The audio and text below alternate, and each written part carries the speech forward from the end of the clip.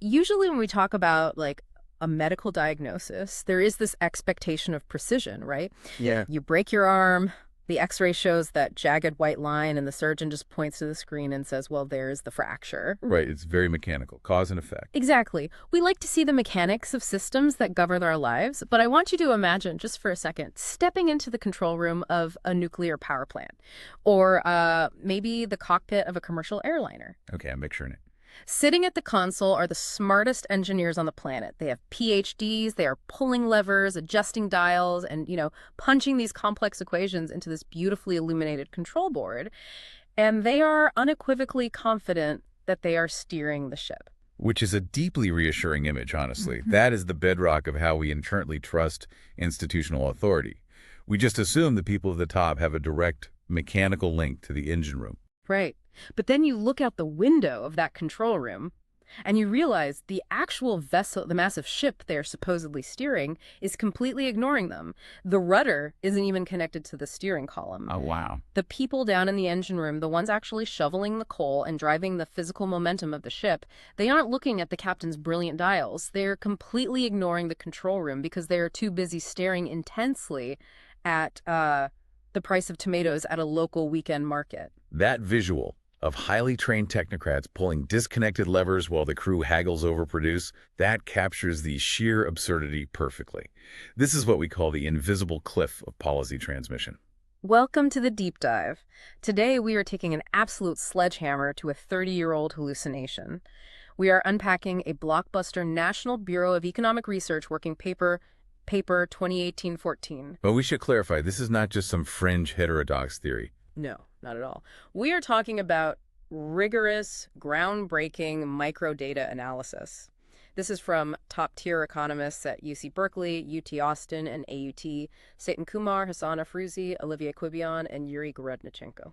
Right, they essentially dropped a deep-sea probe into the actual microscopic reality of how monetary policy functions, or I should say, how it completely fails to function. Exactly. Okay, let's unpack this. We are going to dismantle the belief that central banks can perfectly manage the economy by anchoring public expectations. By the end of this deep dive, you are going to possess a completely new, counterintuitive lens for predicting future price changes. And you will understand the real-world corporate pricing logic. Because the entire foundation of modern macroeconomic theory over the last 3 decades relies on this one sacred assumption: expectation management. Which is the holy grail for global central banks, right? Yeah. Inflation targeting. Precisely. The operational theory is that if a central bank clearly communicates a specific target, say 2%, and shows the credibility to achieve it, the public will just anchor their expectations to that number. They just assume rational actors will internalize that target. Yeah, and use it as the baseline for setting prices, negotiating wages, and forecasting capital expenditures. It is like this century-long, unrequited love affair. The central bank stands at the podium, whispers sweet nothings about long-term price stability, and assumes the corporate world is just swooning. But the mission today is to show you the actual survey data proving that the corporate world isn't even in the same room. They are not. And to truly isolate this phenomenon, the researchers couldn't just look at any noisy, volatile economy. Right, because if you study this in a country with erratic policy, people just blame it on a lack of credibility. Exactly. They needed the perfect laboratory, a jurisdiction that had executed inflation targeting flawlessly. Which brings us to the first massive paradox here: New Zealand. If this theory was going to work anywhere on Earth, it had to work there. What happens when a country does absolutely everything perfectly for 25 years, but the people living there act like none of it ever happened? It is mind-blowing. Let's wind the clock back to 1989. The Reserve Bank of New Zealand Act. They were the pioneers, the absolute tip of the spear globally. The first country to legally mandate inflation targeting for its central bank. Yes, they drew a hard legislative line in the sand. Low, stable inflation was their legally binding goal. And their execution of that mandate was nothing short of a macroeconomic miracle. A 25-year miracle, really. From roughly 1990 all the way through to 2014, when this specific firm-level survey data was collected, the central bank kept actual, realized inflation hovering right around a remarkably stable 1.5%. So if you pull up the time series data for their consumer price index, it's just this flat, calm, beautiful line. Central bankers from Frankfurt to Washington look at New Zealand's chart with absolute envy. Is the global gold standard. So, applying the classical model of perfect information, a New Zealand business owner's brain should be perfectly calibrated. You have lived through 25 years of zero monetary drama. You know, the central bank aims for around 2%. You watch them hit it, year in and year out, for your entire adult working life. Your mental baseline should be rock solid. But here comes the face slap. The real data from these entity managers, the people physically deciding what to charge for steel, software, and shipping, is just staggering. The researchers surveyed these managers, asked them to estimate recent inflation and forecast future inflation, and the data reveals two completely parallel universes. You think macro control works? The people actually setting the prices live in a completely different high inflation parallel universe. What's fascinating here is that stability at the macro level bred total, unadulterated delusion at the micro level. Let's break down the brutal fourth quarter 2014 data. The physical reality of the New Zealand economy was a 1.0% inflation rate. 1%, very low. Right. And professional forecasters, the analysts sitting on trading desks, they predicted future inflation would be 1.7%. Highly accurate, tightly clustered. But I was looking at the crosstabs on that survey, and the contrast with the actual business managers is horrifying. We are talking about the CEOs and general managers. The ones actually setting the prices on the shelves. Yes. These managers perceived that past inflation, what had literally just happened in the prior 12 months, was around 5%. And they predicted that future inflation would be a massive 4.7%. The magnitude of the error is what destroys the classical models. This isn't a slight rounding error. This is an error magnitude of 300 to 400%. Wait, so the economy is running at a cool, comfortable 65 degrees, but the people selling us goods are sweating profusely and pricing things like it's 100 degrees outside. That is exactly what is happening. They are forecasting nearly 5% inflation in an environment that relentlessly delivered 1.0 to 1.5% for 2.5 decades. It completely severs the link between objective macro reality and subjective micro decision-making. It is pure absurdity. The people who control pricing and hiring are operating on a total hallucination. Which brings us to the outright failure of the anchoring concept itself. If the birthplace of inflation targeting, with a 25-year perfect track record, cannot achieve anchoring, then who exactly has the central bank been anchoring for the last 25 years? Nobody. And I love how methodically the NBER paper dismantles this. They took the 5 academic definitions of an anchored expectation and tested them against the firm-level data. Right, so academically, if an anchor works, you should see mean proximity to the target, low dispersion among guesses, high confidence, small forecast revisions, and a disconnect between short and long-term expectations. The data just ruthlessly destroys every single one of those. Let's look at how wildly businesses disagree with each other, because the dispersion data really broke my brain. The dispersion data is arguably the most damaging to the theoretical models. Because if an anchor is effective, even if people are slightly off the exact target, their guesses should be tightly clustered. They should generally agree. Like, if you ask 3 business owners what inflation will be in 10 years, you expect them to be in the same ballpark. But the histogram for the business manager's long-term forecasts looks like they are rolling dice. It is totally chaotic. You have about 20% of managers predicting a very reasonable 2%, so 1 out of 5 gets it. But then another 20% confidently predicts long-term inflation will be 5%. And then another 20% predicts that inflation over the next decade will average somewhere between 5 and 10%. In a country that hasn't seen inflation like that since the 1980s. So you literally have competitors in the exact same market selling to the exact same people whose baseline assumptions about the future are separated by 800 basis points. Exactly. Explain why this matters in practice. When competitors have radically different views of the future, price setting becomes totally detached from fundamental economics. Consider 2 competing manufacturing firms.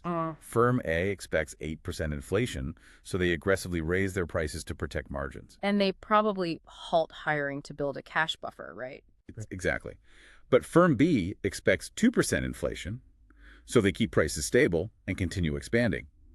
Firm A is going to lose immense market share, misallocate capital, and maybe face insolvency, just because their macroeconomic hallucination made them uncompetitive. Okay, I have to push back on that for a second.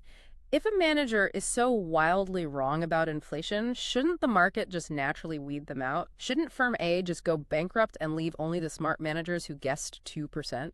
In a high inflation environment, yes, the market would punish that error severely. But in a persistently low inflation environment, which New Zealand was, the margin of penalty is surprisingly forgiving in the short term. Ah, so the misallocation happens slowly? Yes, it slowly erodes productivity across the broader economy rather than causing spectacular bankruptcies. The system just becomes sluggish. Which explains why these managers lack any real confidence in their own numbers. That was another academic definition of anchoring, right? High confidence. But the survey showed a massive standard deviation of about 2.0% in their probability distributions. They are essentially saying, I think it's 5%, but it could be 1% or it could be 9%. Here is where it gets really interesting. These are the captains of industry, yet deep down they are deeply anxious and flying totally blind. And that high anxiety bleeds directly into how they revise their forecasts. An anchored expectation implies stability. You don't rewrite your 10-year outlook just because oil prices spike for a month. But the data reveals enormous quarter-to-quarter revisions. Managers frequently swing their one-year forecasts by gigantic margins, like 5 percentage points or more. It's like jerking the steering wheel of a semi-truck every time you hit a pebble. Mm. And that leads to the fatal entanglement. Why does a tiny, temporary price blip completely destroy a CEO's confidence in the next decade of the economy? Academically, short-term shocks shouldn't alter 10-year outlooks at all. Statistically, the correlation between what a manager thinks inflation will be next month and what they think it will be in a decade should be incredibly low, maybe a slope of 0.1 or 0.2. But in the real world, the actual slope between short-term expectations and long-term expectations in the survey data is a massive 0.70. A manager's short-term panic directly hijacks their long-term forecast. It represents a complete collapse of the anchor. A CEO sees the cost of raw materials jump by 5% in a single month. The academic model assumes that CEO will pull up the central bank's policy statement, see the intended rate adjustments, and conclude that by year 3, inflation will revert to 2%. But the reality of human psychology is visceral. They see the supplier invoice, they feel the margin squeeze, and their survival instinct extrapolates that immediate crisis into the infinite future. The short-term shock becomes the permanent cognitive baseline. So looking at this total wreckage, the massive dispersion, the wild revisions, the logical assumption is that these business owners must have zero faith in the central bank. The anchor is broken because the lighthouse is a joke. Right. That assumption reveals the most absurd paradox in the entire data set. Is the central bank failing because it lacks credibility? Absolutely not. The researchers actually did a specialized deep dive survey with 50 of these managers. And they asked them explicitly, do you believe the central bank can absolutely control inflation over a 5 to 10 year horizon? And 49 out of the 50, a massive 98% said yes. They unconditionally worship the central bank's power. They believe the central bank can absolutely control the economic weather. They possess an almost blind faith in the institution's capability. They just have absolutely no idea what the bank is actually trying to do. They trust the bank completely, they just aren't listening to it. It is the most absurd paradox. And how deep does this ignorance go? Let's look at the cognitive black hole. Because for a sacred institution like a central bank, the ultimate tragedy isn't being doubted. It is being utterly and completely forgotten by the very people you are trying to influence. The survey data on their actual knowledge of the central bank is devastating. The researchers basically gave these executives a multiple-choice quiz about the Reserve Bank. First question, what is the main objective of the central bank? Keep in mind, this is the single legally mandated reason the bank exists. Only 31% of the managers could identify that the main objective was keeping inflation low and stable. Nearly a quarter thought the primary mandate was keeping the exchange rate stable, and another quarter thought it was promoting full employment. Almost 70% of the people setting prices don't even know the legal mandate of the central bank. And when asked to fill in the specific 2% target number, only 12% got it right. 12%. 36% thought the target was more than 5%. It is a suffocating blind spot. But the absolute peak of this disconnect, my favorite part of the paper, comes down to identifying the governor. The researchers asked the managers to identify the current governor of the Reserve Bank from a multiple-choice list. At the time, the actual governor was Graham Wheeler. Only 30% chose Wheeler. 39% picked Alan Bullard, who had stepped down from the office more than 2 years prior. They were living years in the past. But the real kicker is Charles Cowley. Oh, yes. Nearly 10% of the respondents selected Charles Cowley as the governor of the central bank. And Charles Cowley does not exist. He is a completely randomly generated phantom name the researchers seeded into the options. 10% of the top business leaders in the country thought their economy was being run by a ghost. If we connect this to the bigger picture, this proves that central bank press conferences are essentially an echo chamber. Central bankers craft these massive monetary policy reports, host highly orchestrated press conferences. And the data proves nobody is tuning in. The central bankers talk to the financial press, the press talks to Wall Street, and Wall Street talks back to the central bankers. The real economy's decision makers are on a completely different frequency. Which forces a very uncomfortable question. These are not stupid people. You don't survive as a CEO by being lazy. So why would a cutthroat, highly intelligent executive choose to be entirely ignorant about macroeconomics? Because it is the ultimate survival strategy. Let's introduce rational apathy or rational inattention. Acquiring and decoding macroeconomic data is not free. It takes time, money, and brain power. Right. It carries a heavy cognitive cost. Yeah. So we are looking at a pure cost-benefit analysis. What is the benefit of perfect macroeconomic knowledge in a chronically low inflation environment? It is mathematically negligible. If inflation is stable at 1.5% and a CEO mistakenly assumes it's 3%, the actual financial penalty their firm suffers is incredibly small. Their profit margins might take a microscopic hit, but it won't bankrupt them. Therefore, the most profitable, efficient move for a CEO is to actively ignore the central bank. You take that cognitive budget and allocate it to things that actually threaten your business, like supply chain bottlenecks or new competitor products. Why spend hours decoding a monetary policy report when you could spend that time renegotiating a vendor contract? The researchers actually proved this rational apathy mathematically. They wanted to find the exact variables that force a manager to abandon their apathy and learn about the macroeconomy. And what actually dictates your understanding of the economy isn't your IQ or your MBA. It is how many competitors are currently trying to destroy you. The whip of competition. The density of competition is the smoking gun. More competitors mathematically equals smaller macroeconomic errors. Survival forces them to pay attention. So basically, managers only learn about the economy when there's a gun to their head in the form of market competition. Exactly. Because competition acts as a margin compressor. If you operate a monopoly, you have a massive buffer to absorb sloppy macroeconomic assumptions. But in a hyper-competitive market with razor-thin margins, every single input cost matters. If you miscalculate inflation and price your product even 2% higher than your 10 closest competitors, You lose your entire market share. yes, and conversely, firms with high foreign sales and low domestic business have massive blind spots about domestic policy. They rationally ignore domestic policy because their survival is tethered to foreign currency, not domestic inflation. They simply don't care. So if they aren't reading the central bank's meticulously crafted reports, where are they actually deriving that 5% hallucination from? This is where the paper shifts from pure economics into behavioral psychology. The survey asked the managers openly, how do you typically form your inflation expectations?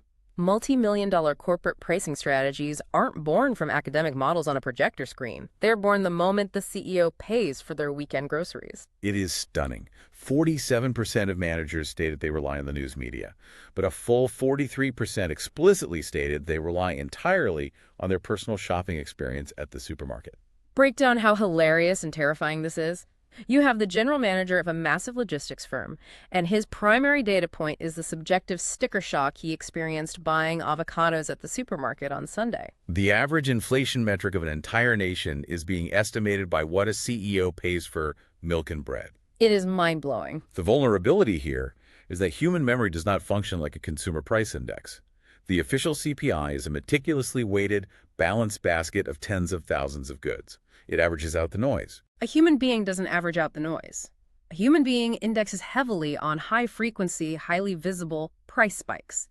We call this being blinded by a leaf.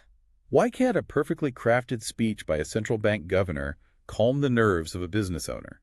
Because that business owner just filled up their SUV with premium gas, the total hit 3 digits, and their brain is screaming hyperinflation. It is like judging the health of your entire body solely by whether or not you have a paper cut on your finger. They overreact to high-frequency, highly visible prices. And the researchers quantified this bias, right? They asked the managers to estimate the actual weight of different items in the national inflation basket. The cognitive distortion is massive. Managers hallucinate the weight of certain items. They estimated that gasoline makes up a staggering 19% of the national index. 19%. They genuinely believe a fifth of the entire national economy is just gasoline purchases and the actual weight. The actual weight of gasoline is just 4.7%. They overestimate its macroeconomic importance by a factor of 4 because the price is displayed on massive glowing signs on every street corner. You cannot escape the price signal. And the real estate data is just as warped. They think housing makes up 22% of the inflation basket when the actual weight is just 4.4%. Conversely, they dramatically underestimate the structural weight of food in the basket, but they heavily overestimate how much food prices actually inflated. They're getting hit from both sides of the cognitive bias. Their subjective emotional reality is completely severed from the mathematical reality of the economy.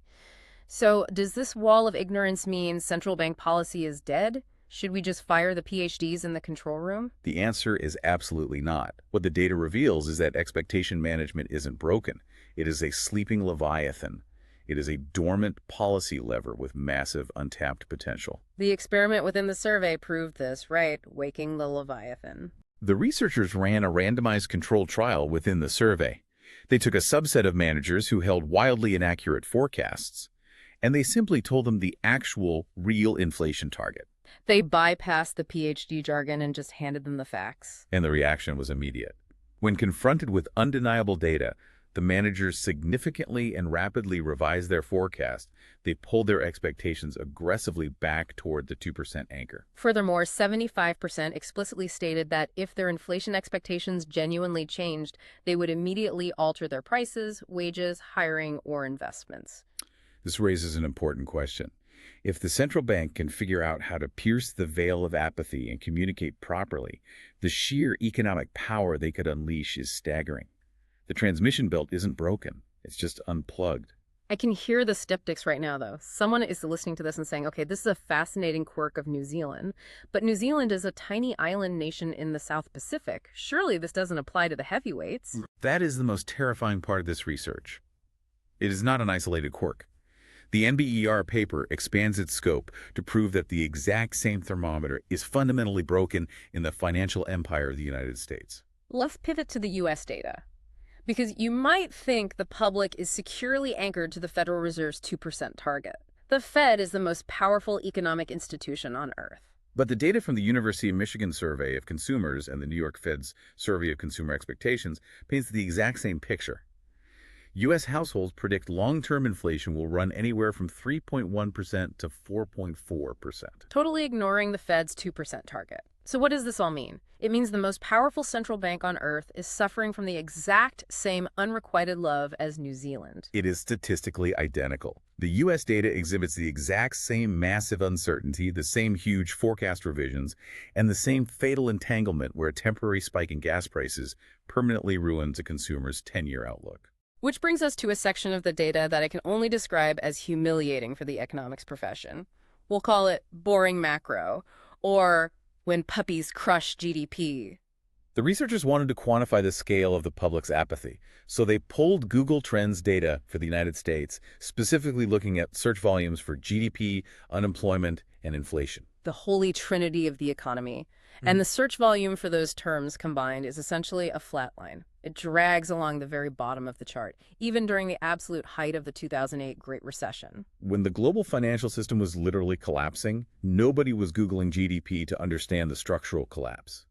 The researchers juxtaposed those terms against the search volume for the word puppies. The visual of that chart is devastating. The search volume for puppies crushes macroeconomic terms by a massive, insurmountable multiple.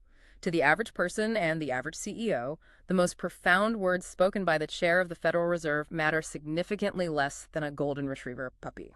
And compare the Fed's Twitter following, roughly 700,000, to an economist like Paul Krugman, who has double that, or the FBI and CIA. No one is seeking out the source material of monetary policy. But we have to assign responsibility here. Why is the public ignoring them? Did humans just naturally prefer puppies, or did the central banks actively build this wall of apathy themselves? The researchers argue this is the price of academic arrogance. Central banks believe they are executing modern, scientific expectation management. In reality, they are locked in an ivory tower speaking a language no one else understands. Because the central banks caused it, let's trace the evolution of the Fed's communication. Since the 1990s, when Alan Greenspan was running the Fed, a typical Federal Open Market Committee statement was concise. It required about a 12th grade reading level to understand. It was accessible. But fast forward to modern times, when we supposedly entered the era of radical Fed transparency. What happened to the statements? They ballooned in length. They went from requiring a high school reading level to requiring a PhD to barely comprehend. They replaced accessible English with dense, legally defensive academic jargon. They alienated their own audience by turning public statements into doctoral dissertations.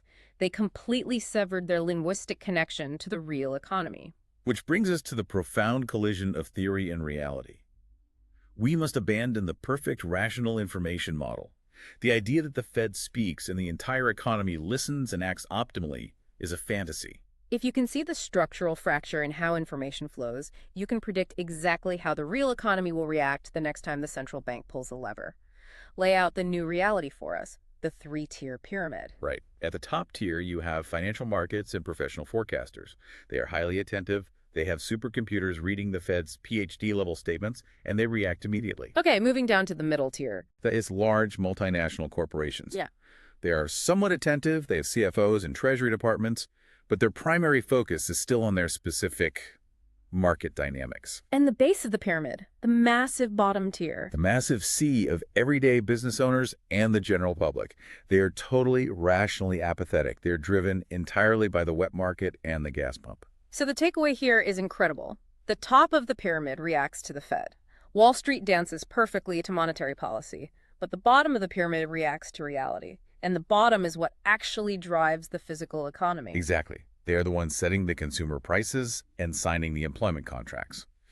The central bank has perfect control over the derivative layer and almost zero direct influence over the foundational layer. If a central bank's promises can't break through the wall of human apathy during the good times, what happens when the next catastrophic economic earthquake hits? That is the chilling reality. Central banks today rely heavily on forward guidance. When an economy trashes and interest rates hit zero, their only remaining tool is to use their words. They try to talk the economy out of a ditch by promising to keep rates low in the future. They use forward guidance as their ultimate emergency parachute, but this deep dive proves nobody is listening to their promises. If the public's expectations are the emergency parachute, and we just learned the parachute is detached, how hard will the real economy crash during the next great crisis? If the words don't penetrate the apathy, the policy is impotent. I want to leave you with a final provocative thought to mull over. We are rapidly moving into a future driven by algorithmic pricing. Will AI finally be the perfect rational actor that the central banks always dreamed of? Will corporate pricing algorithms scrape the Fed's statements and perfectly adjust their pricing models? Or will the algorithms just scrape high-frequency data like the price of gas and groceries and automate the exact same hallucination? Will the AI just panic exactly like the humans did? Suddenly, the PhDs in the control room are actively being ignored by the ship's autopilot. Thank you for taking the plunge with us today. Look at the world and the numbers on the gas pump a little differently tomorrow.